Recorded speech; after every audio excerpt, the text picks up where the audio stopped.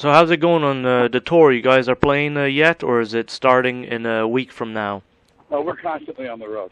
This is something like that's not like, you know, we don't work like other people where we tour for a summer then don't work for 2 years. You know, we're working constantly every year, and you know, Nova Scotia is just a one-nighter on the way to somewhere else. You know, actually, I'm going all the way to Houston from Nova Scotia. So, yeah, it's the road, man. You know. So how do you enjoy the road throughout all these years? Is it keeping you still interested in all this stuff? Yeah, actually, I'm into the music more than I ever have been. You know, I mean, the road can be draining. You know, it depends on the day.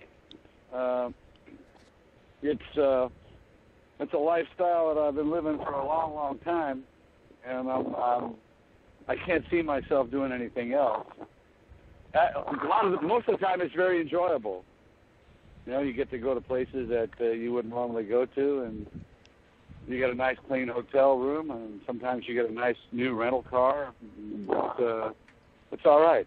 It's all right. Most of these gigs, you guys are always flying. You know, always at the airport, I take it. A lot of them. Yeah, we had a bus on the last leg we did on the East Coast of last week for about 10 or 12 shows, and that was a lot of fun too. So the bus was nice because you get a lot of rest. You know, you can sleep, you can get on the bus if you're leaving early in the morning, and you can get on the bus that night and just wake up when you get there, which is cool. But it's always nice having a car when you're getting where you're going, so you can be a tourist. You know. Another thing too, Kim, when you guys looking into making a new DVD of a live concert or something? You know, I mean, we got. My wife's throwing this big show down in Phoenix with all these harmonica players, you know. A couple of Canadian guys are on that show, actually, too. Steve Mariner and Bharat Rajakumar are both on her show. It's a big show. James Cotton's going to be on it. There's like I don't know, 20 different harmonica players, and the band is incredible. And she's going to be filming that. The T-Birds are also going to be on that. So. You know, we've got a new record in the can right now. Actually, we're selling a version of it off the bandstand right now. We should have some of that stuff up there with us. But at least I think we will. You know, we've been waiting. You know, we've been compiling things and kind of waiting until the economy got better and just kind of selling it off the bandstand. You know, it's not really. It's one of those things where you don't really want to waste a record in this economy because people got a lot better things to think about than buying a CD, you know. And so that's kind of the deal there. Plus, since we recorded, you know, we've been in this recording process for a long time. We've added a bunch of new songs, and the band has gotten so much tighter that it's. I'm walking my dogs right now, believe it or not. But the band has gotten so much tighter. And I've taken it in some new directions. You know, we're ready to go back in the studio again and kind of add more things to it and subtract some of the weaker things. So it's a constant work in progress, you know. Putting on a CD these days is not actually as important as it once was, to be honest with you. You know, there's not very many options for retail. Of course, there's the whole download thing, you know, iTunes and all that stuff. There's not very many options for radio, so we're you know, it's really still all about playing live. And when we go live, we just for now at least, we're selling our CD out the bandstand because people hear the music and they want to buy the CD. And it's funny if you think about it.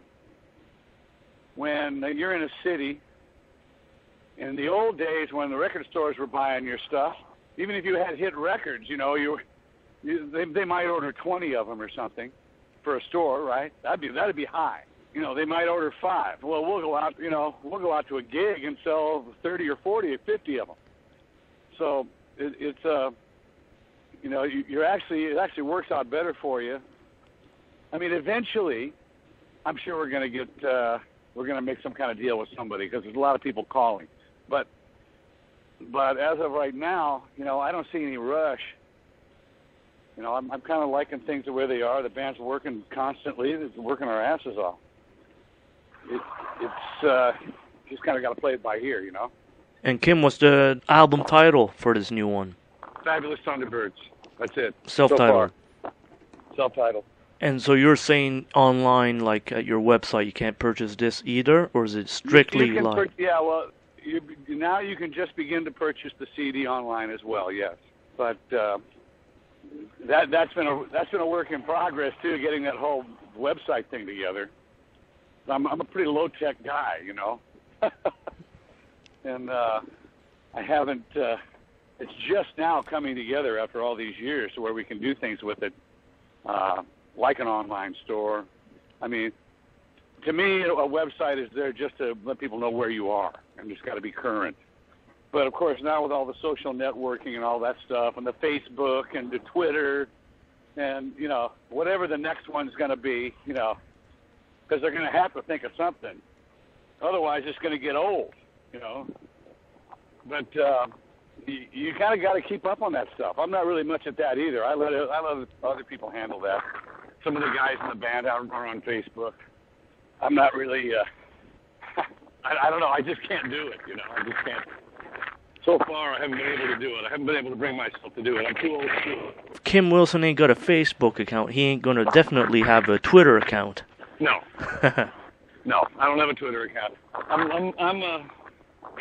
I maybe one of these days, you know, I don't know if who would want to tweet me? You know, it's all very alien to me, and you know, I'm just a musician, man. I'm not really. But I will say this, because of all the stuff all these limitations that you have these days with no retailers, no radio to speak of. I mean, it's you have to figure out a way to build your fan base and let people know what you're doing firsthand. So there's really nothing wrong with that stuff. You know, it's a good thing. You have to do it. It's stuff that you have to do if you want to promote yourself. You want to stay in business. You have to find creative ways to promote yourself these days. That's all there's to it. And you know, for me, it's always been, you know, what session am I doing? You know, I just got out of the studio with Clapton. I'm on and Kid Rock, and you know, I was just nominated for a Grammy for the Cadillac Records movie. So that kind of stuff is good promotion for me. It's kind of my track record is my promotion, you know. Well, Kim, it's great to see that you're so busy and keeping, you know, up with the times, you know, and still recording with Clapton. That's a amazing accomplishment.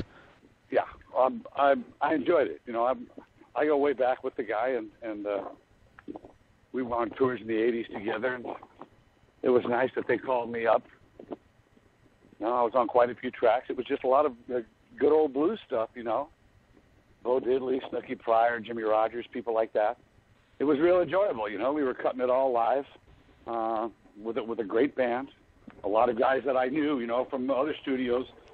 You know, people like Willie Weeks and Jim Keltner, and people like that, you know. And we had real nice time in there.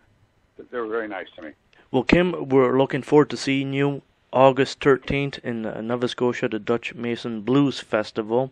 And then you're going to be off to play another show in the United States right after. Yeah, I got to go all the way to Houston. Crazy. That is a crazy schedule you have, but I'm sure you'll do it great. Thanks, man. All right, Kim. You have an excellent tour. Thanks a lot, buddy. All right. Have a good day. Later. You too.